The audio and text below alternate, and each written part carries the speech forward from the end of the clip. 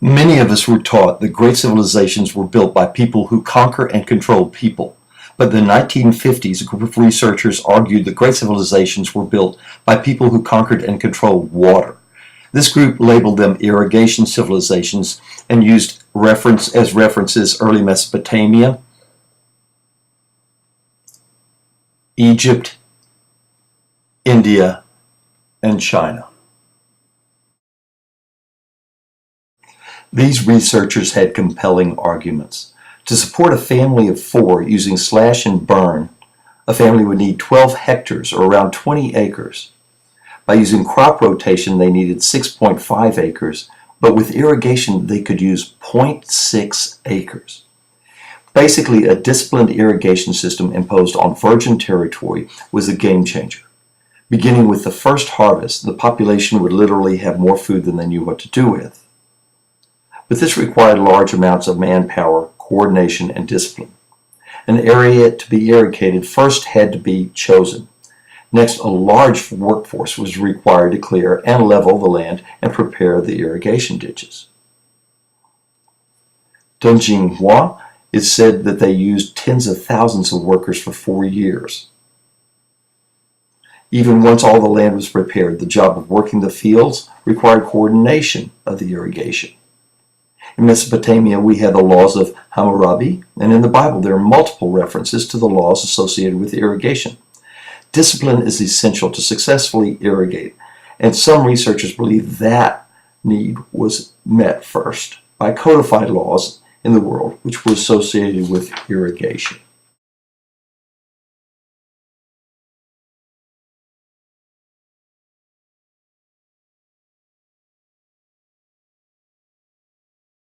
As effective as irrigation was in catapulting a culture from a hunting-gathering society, it was equally destined to unravel in a boom and bust cycle.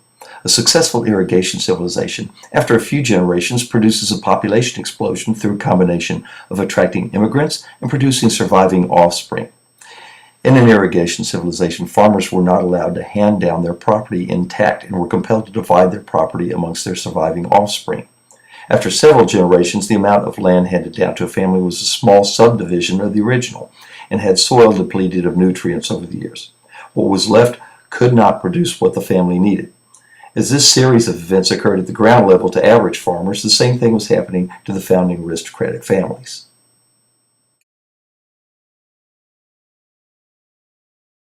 And it showed in the bronzes, which depicted their land holdings with fields which became ever and ever smaller. Small plots of land that went unnoted earlier were now registered in land exchanges on the bronzes. Unlike the large fields planted with foxtail millet or wheat, barley, and oats, these small areas were likely used as small vegetable plots for cabbage, melon, greens. As an area became saturated, once marginal lands were put to use agriculturally.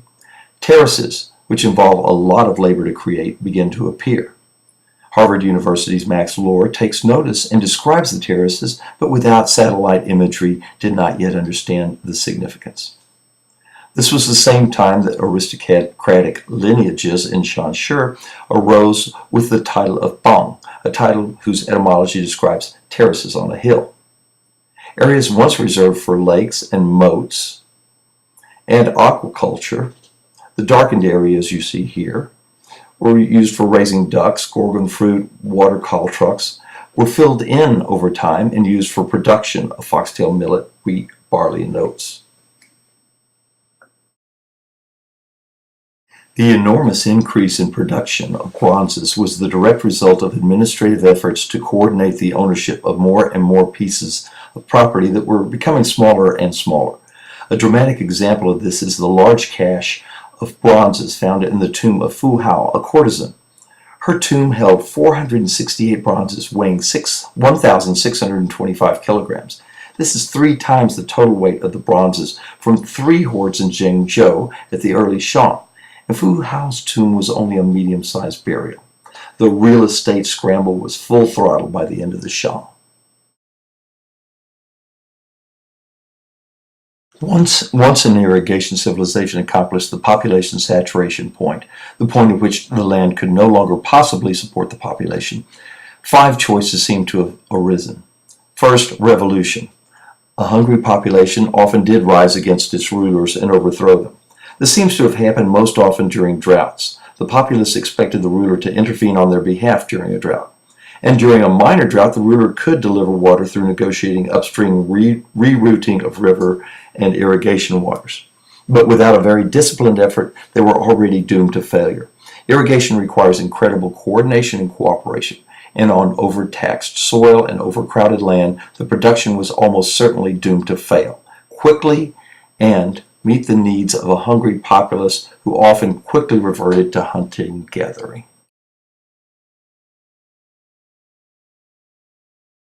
Second, building large irrigation projects in virgin territory would supply new food resources. And this was a time of enormous construction of many irrigation projects. Du Jiangyang in 256 BC was in Chengdu and moved the Min River to cultivate 5,300 square kilometers and irrigate them. Tens of thousands of workers worked for 4 years. They built a levee of long sausage-shaped baskets of woven bamboo filled with stones held in place by wooden tripods. They carved a 66-foot wide channel out of solid rock using only fire and water. The Zhengguo Canal, north of Xi'an, irrigates the Guangzhou Plain. They used it to irrigate 27,000 square kilometers. The third option was to leave the farm and migrate to the city. And the end of the Western Zhou, when population saturation was peaking, was a time when many cities of 100,000 plus became common.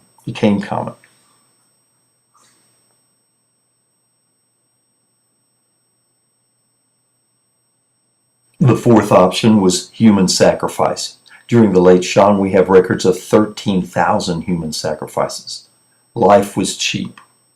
Which leads us to the fifth option, war. During the period of population saturation at the end of Western Zhou, war regularly caused the loss of tens of thousands of lives. Successful military campaigns quickly attracted tens of thousands of adherents, eager for loot to be gained in a campaign.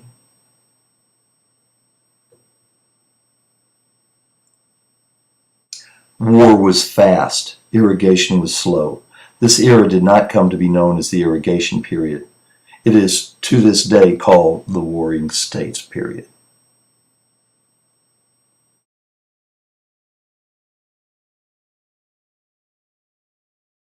Bluntly speaking, the efforts over the last 2,000 years to explain bronzes as the sacred ravings of a semi-savage culture have, instead of helping historians to focus and learn from this period, been a significant distraction from intelligent research. The simple yet complex reality is that China had a highly refined agricultural irrigation civilization at a time when most of the world was clawing a hand-to-mouth existence by hunting and gathering.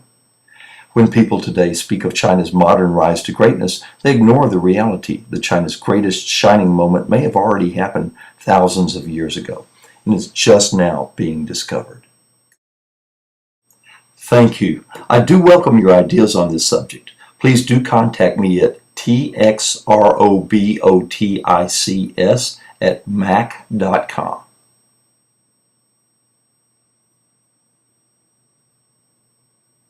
I'll